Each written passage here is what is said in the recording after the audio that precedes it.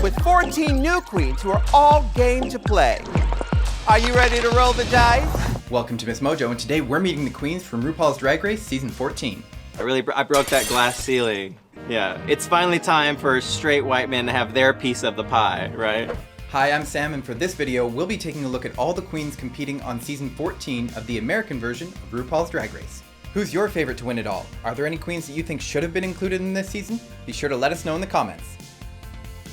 Alyssa Hunter, the self-proclaimed Puerto Rican runway queen. Alyssa came up in the pageant scene around San Juan. The gay scene in Puerto Rico is so good. We are so fierce. Like Puerto Rican queen, bitch, you better watch out because Puerto Rican queen, we're serving it always. A gorgeous queen with looks to go around, this queen claims to be able to do it all. Well, except sing. I think the most nervous is to sing because I don't sing at all. Like, ah! No, bitch. I don't even try it. Angeria Paris Van Michaels. But y'all can call me Angie, and I am the glamorous Southern Belle from ATL, honey. A pageant queen from Atlanta, Georgia. Angie will be serving us glamour this season. In Atlanta, like, oh my God, but the one thing that we all have in common, so many polished entertainers. Like, you gonna get some good drag when you come to Atlanta, okay? Her southern charm and fierce fashion look to be her strengths, and we're excited to see her incorporate them into this competition. Okay, I'm putting all my blood, sweat, tears, everything. I'm leaving it all on the floor this season because I got to win this. Bosco. My childhood's dog name was Bosco, and I just thought it was neat. So he's not using it anymore, he's dead. So now it's mine. A Seattle queen with a laid-back vibe and fashion-forward attitude. This queen hopes to use her razor-sharp wit to propel her to the head of the competition, while serving femme fatale glamour. And I started noticing like some anime characters and cartoon characters that had this particular eyebrow shape. Not only does it give off evil, it also helps people tell me apart from any other white twink doing drag. So it's just like a twofer. Only time will tell how her run compares to her famous local counterparts. I am America's next drag superstar because I have good teeth, a fat ass, and a can-do attitude. And that's what America needs right now. Daya Betty. So Daya Betty actually comes from the fact that I am a diabetic. A lot of people don't think that I am just by first meeting me. Daya Betty hails from the House of Method, taking a cue from Crystal's Rhythm of the Night to serve looks across a backdrop of 80s rock star realness. So Crystal Method is my drag sister. A lot of people think she's my drag mother, which is not the case. She doesn't want to be labeled as an elder. We can't wait to see how far this queen's talent and ambition get her in this competition. I came for more than just the money, okay? The name, the show, all of Ru's clothes. Deja Sky. Oh my God, who made this gorgeous creation of life? Oh my God, her name is Deja Sky, that's me! Known for a colorful drag palette that oscillates between bold colors and pastels, this California queen is a strong lip syncer who proudly rocks her curves and swerves. I always describe my drag as curvy and colorful. That is me. I am big, but I can dance the house down. Don't ask me to do splits, I don't have an AARP yet. A seasoned performer with a keen eye for her color scheme, she has all the pieces to go far in this competition. So I feel like I can pretty much do it all. I hope. Jasmine Kennedy. Look at the material. She could dance, she could act, she could sew. Acting, actually, kind of. The only New York City queen to feature on Season 14, this high-energy queen is a performer known for her dancing and fun personality. It's an honor to represent New York and to be the only one. While bubbly on the outside, she also has the intensity to go far in this competition. Oh, I mean, if a queen comes for me, I mean, I got the cause for a reason. Gorgeous. I am 21 years old. I was born and raised in San Antonio, Texas, but now I live in Nashville, Tennessee. A self-described Tex-Mex showgirl who has been doing drag since 16. Georges is a fierce performer with some serious dance chops. I consider myself a showgirl, first and foremost, because, girl, my drag revolves around dancing, choreography, flips, dips. I cannot do a split for nothing, for nobody.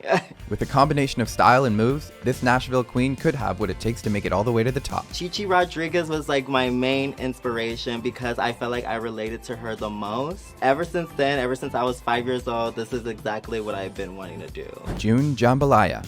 From Los Angeles, California, this performer is ready to mix style and substance to make her mark on the competition. to be representing Los Angeles in such a short amount of time when I think about all the incredible queens, Gigi Good, Detox, Simone, like all of these queens who are like big names in Los Angeles. I'm kind of humbled by it. A queen with strong performance skills, we're excited to see how they translate to the Drag Race runway. I honestly feel I have all the makings and ingredients to be the queen. Kerri Colby. My reputation in LA is definitely for being that bitch.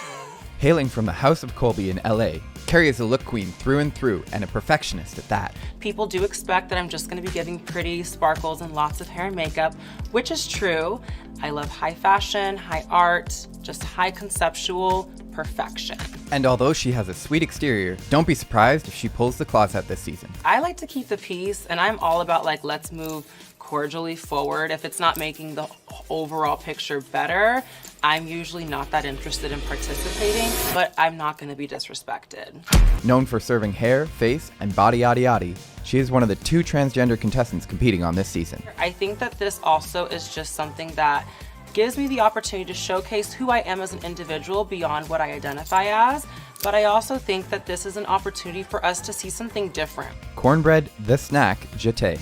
A lot of people like to say they got to where they are on their own. I'm not one of those people. I wouldn't be where I am today if it wasn't for like the LA drag scene and people giving me opportunities. Like many in this year's crop, this camp comedy diva is already widely known for her talents, as well as her big personality. When people see Kornbread, they expect big, dramatic stuff. I like to paint pretty because, you know, I can't be painting all campy and stuff because all my numbers and stuff is real out loud. You get beauty, but a voice like Morgan Freeman. She's also one of the trans contestants competing on this season, with performance being touted as her strength. I defy the odds. The body, correct.